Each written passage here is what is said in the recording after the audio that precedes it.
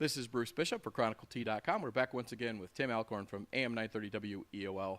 How's it going, Tim? It's going very well. Great to be back at Lorain County Community College as our weekly tours continue. Today we're at the University Center, which houses the University Partnership Program here at LCC, an extraordinary program for people in our area that want to continue their education and have an opportunity to do so through the University Partnership.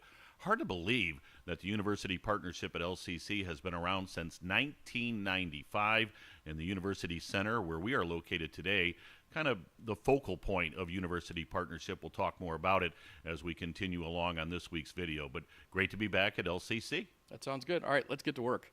So we have Clash of the Unbeatens Part 1 and Clash of the Unbeatens Part 2. So let's do Part 1 looking back at last week. Yeah, Clash of the Unbeatens Part 1 was last week. Buckeye went over to Black River, two unbeaten teams going at it.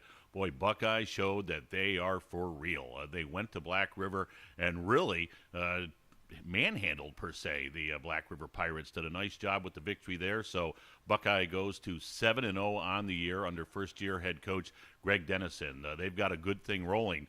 Now, Part 2 leads into this week. It'll be Firelands at Buckeye for a Week 8 showdown in the Patriot Athletic Conference. Firelands also unbeaten on the year. We'll have that game on WEOL.com. We will have it as a Stream 3 Medina County matchup. But 7-0 Firelands at 7-0 Buckeye should be an outstanding matchup. We'll talk more about this week's matchups again a little bit later on. But yeah, hats off to the Buckeye Bucks for a big win last Friday night to knock off the Black River Pirates. That sounds good. How about some other games of note from last week? Well, Week 7 really was the week of the quarterback as far as Lorain County was concerned. Some big performances by local QBs. We'll start with Seamus Higley over at Midview. He's put together an outstanding campaign. He had a 4-touchdown performance in Midview's win last Friday night against the Westlake Demons. So hats off to Seamus Higley. Had a very nice ball game for the Midview Middies. Another guy that had a terrific performance. In fact, he was our Lorain County Community College Player of the Game on WEOL, Anthony Terry. The quarterback over at Clearview led them to a huge come-from-behind win over the Columbia Raiders. The Columbia Raiders, Bruce, had not lost a Patriot Athletic Conference Stripes Division game in 27 games. So Clearview with a big come-from-behind win. Anthony Terry led the way. He did an outstanding job. Another quarterback that had a 3-touchdown night, Keystone's Bobby Weber. Bobby Weber only threw 7 passes all night. 3 of those went for touchdowns, so a big night for Bobby Weber.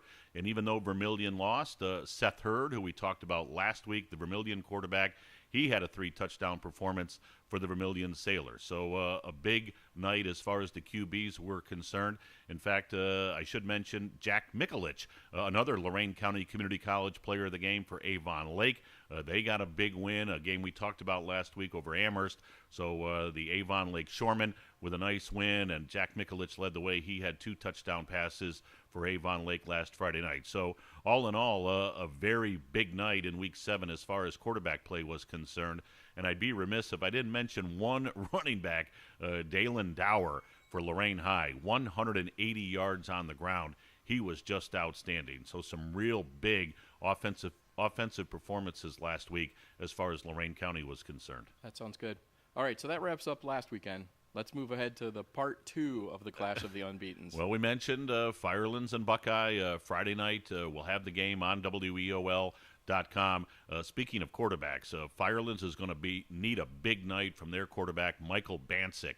They've got a great running back / receiver in Nick Denny. He's been able to put up some big numbers for the Firelands Falcons this year, but Michael Bancic's going to have to step up and take some of the heat off Nick Denny this week. So we'll see if Firelands can get the job done, but a huge game. We'll have it on WEOL.com.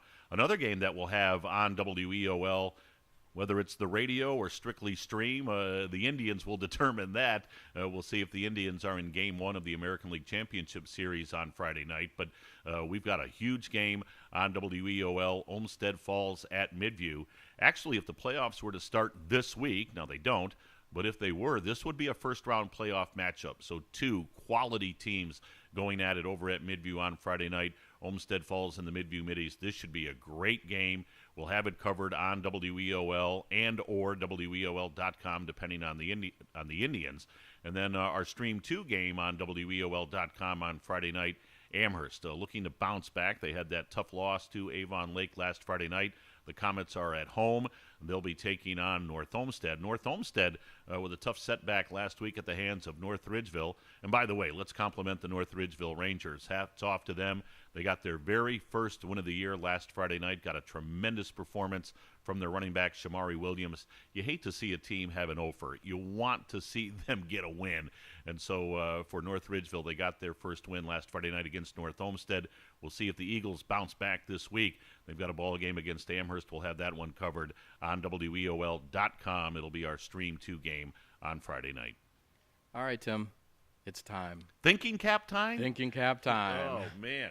Well, that's appropriate since we're here at University Partnership and University Center at Lorain County Community College. So what have you got me thinking about this week? All right, well, I'm going to hit you with two of them. Uh-oh. First of all, Friday the 13th is coming up. Yes. So will there be a Friday the 13th surprise in there for anybody this week? Anything strange or kooky going on Friday the 13th? Yeah, absolutely. I'll say no. I don't think there'll be any major upsets this week. I guess if that's kooky or surprising, I think for the most part, most teams that are favorites are going to be not prohibitive, but certainly solid favorites. So I'll say no to nothing kooky or strange or surprising on Friday the 13th. All right, and our thinking cap bonus question. Bonus question. What's your feel on the season so far this year? And we're pretty well through this season. What's your feeling on how these teams have been performing? I think it's gone pretty much as anticipated. I think if you go all the way back to our very first video here at LCC when we were in the Student Center, we talked about Avon probably being the best team in the county. I think that has shown to be the case. We thought Lorain was going to be very, very good. Maybe a surprise would be Midview. I think after they lost Dustin Crum, people thought they might be rebuilding a little bit, but Seamus Higley, who I referenced earlier, and their outstanding running back, Connor Wolf, they've really kind of carried the offense this year. Defensively, Midview has played very well. Perhaps another surprise might be Firelands, 7-0, going into that game against Buckeye this week. But I think for the most part, those who we thought would do well have done well, and the other teams that are kind of in that rebuilding mode, we've seen that take shape with the likes, as I said, of a Firelands and Amherst and those type of ball clubs. Sounds good. All right, Tim, another week is done. We don't know where we're going next week. We're going to continue the tour around this place. We're going to continue the tour. And again, University Partnership, it's been around since 1995 here at Lorain County Community College. An extraordinary program. You can save so much money by getting your bachelor's degree right here at Lorain County Community College through the University Partnership. Over 50 bachelor's degrees through 12 different institutions right here at LCC. And not only your bachelor's degree, your master's degrees. There's 11 different master degree programs as part of the University Partnership. Just one of the awesome things here at LCC. I have loved these weekly tours. I have. It's just great to show off this campus right here in Lorain County. I know, and our host so far, Mr. Sefchek, was not here last week when we went through that culinary area, and we're going to have to get him to get us in there. You liked that. Well, I mean, look at me. You don't think I'd like to sit in that culinary area for a while? Right there with you, buddy. No, but it's great to be here at, again, University Center. It houses University Partnership. If you're looking to continue your education into a bachelor degree type program, check this out. It is tremendous. And again, the money you'll save, absolutely phenomenal amount.